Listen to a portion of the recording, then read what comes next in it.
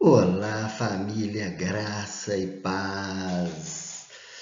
Sabe, queridos, nesse tempo que a gente tem orado muito, eu tenho refletido muito sobre uma coisa. Quanto a gente tem honrado aquilo que Deus já fez. Sabe, para honrar uma coisa, a gente precisa conhecer e entender, certo? Porque honrar é dar valor. Como é que você vai dar valor a uma coisa que você não conhece? Como é que você vai dar valor a uma coisa que você nem sabe que existe? Ou que existiu, ou que aconteceu? Não é verdade? Então, eu estou chamando os irmãos nesse tempo a gente refletir um pouco. Vou fazer uma série aqui na escola bíblica, na nossa escola bíblica diária. Vídeos para você ver diariamente, contando histórias de moveres de Deus, histórias de avivamentos, sabe? Porque a gente tem um desconhecimento, muitas vezes, de duas coisas. A primeira, e a mais importante delas, a gente desconhece, às vezes a gente não conhece muito a palavra. Então a gente precisa estudar a palavra de Deus. É importante estudar a palavra de Deus. A palavra de Deus é chave para as nossas vidas, é ela que nos faz prosperar, é ela que nos faz avançar. Mas tem uma outra coisa que a gente precisa avaliar na nossa vida, que é conhecer o quê? O que Deus já fez, os moveres de Deus no mundo. Isso, o nosso nível de conhecimento é muito raso. Sabe, eu vou citar algo aqui sem você querer ser crítico, mas sendo um pouquinho só. Lá no acampamento, no último acampamento dos jovens, o apóstolo Geraldo estava ministrando a palavra. E aí, durante a palavra, ele foi citar o exemplo de um homem de Deus muito precioso, o David Livingstone. Só que durante a palavra, o pastor Geraldo, ele deu um branco e falou David. Ele não se lembra, fugiu o sobrenome, né? Ele sabia quem era, mas fugiu o sobrenome. Gente, ninguém conseguiu completar. Sabe por que ninguém conseguiu completar? Que ninguém conhece David Livingstone. A impressão que deu é que ninguém ali conhecia. E esse foi um dos grandes missionários que Deus usou no mundo. Foi um homem que impactou a África. Foi um homem que Deus usou muito para falar do amor dele ali no continente africano. E pouquíssima gente conhece. Pelo jeito ali, eu acho que ninguém ali conhecia. Talvez um ou outro, talvez também não lembrou o nome na hora. Mas, gente, a gente precisa honrar o que Deus já fez. E eu queria dar algumas bases para a gente caminhar nesse tempo. Beleza? Tamo junto? Vamos lá. Dentro de honrar o que Deus já fez, sabe, a gente precisa honrar o que Deus fez no passado, mantendo viva as chamas do mover do passado como uma força para mover o futuro. Querido, a gente não vai viver de passado. Quem vive de passado, como alguns dizem, quem vive de passado é museu, né? Beleza, isso mesmo, entendo. A gente não vive de nostalgia, a gente não vive de esses sentimentos assim nostálgicos. Ah, no passado era tão bom. Não é isso. A gente precisa honrar o que Deus fez no passado para manter viva as chamas daquilo que Ele fez, para motivar a gente a avançar. E o melhor jeito de a gente conhecer, a gente ver a história da igreja. Eu gosto muito de história da igreja, é um tema assim que eu gosto bastante.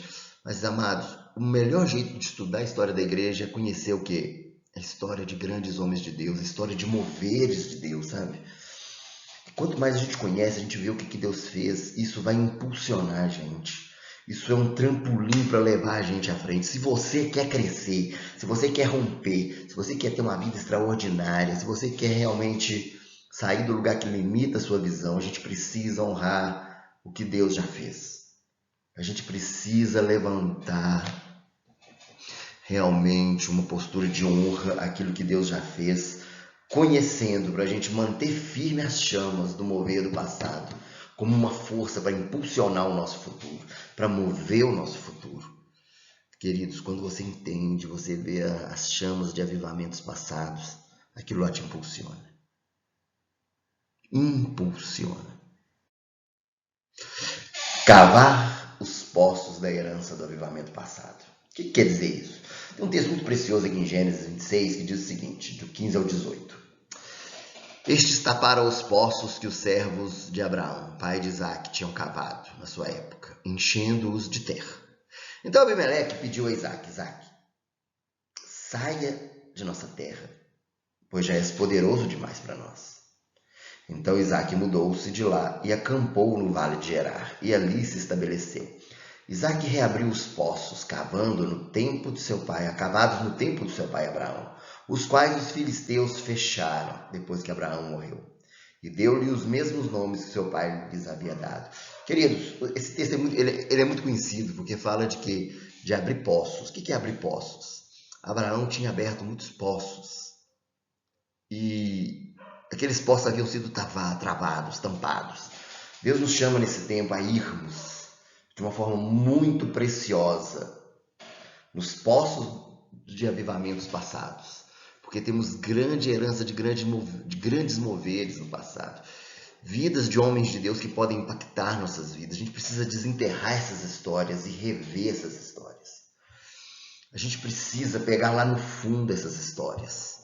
Existe algo muito interessante na oceanografia, que é um fenômeno chamado ressurgência. O que é a ressurgência?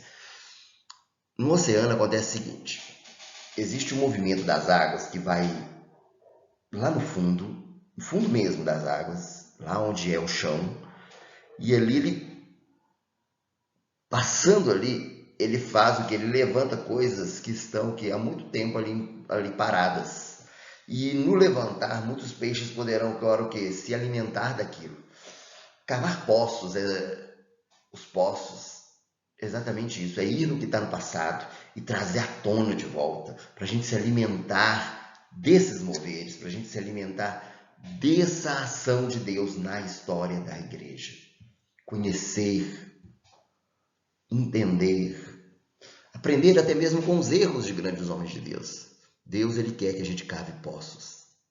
Ele quer esse movimento de ressurgência nas nossas vidas. Sabe, tocar nos ossos da essência do passado. O que quer dizer isso? Não para ressuscitar o passado, mas para sermos avivados hoje. Foi um milagre de Eliseu. Em 2 Reis 13, 21, aconteceu o seguinte: Eliseu já estava morto, tá? Sucedeu que, enquanto alguns enterravam o homem, eis que viram um bando. Então lançaram o homem na sepultura de Eliseu. E logo que o cadáver tocou os ossos de Eliseu, reviveu o homem e se levantou sobre os pés. Um milagre tremendo.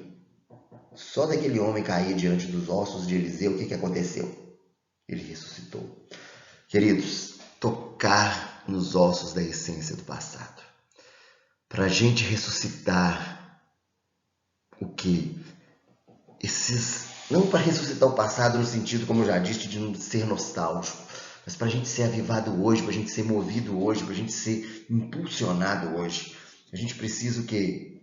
Tocar na história, conhecer a história de homens, mulheres de Deus que impactaram o mundo, de moveres que transformaram sociedades.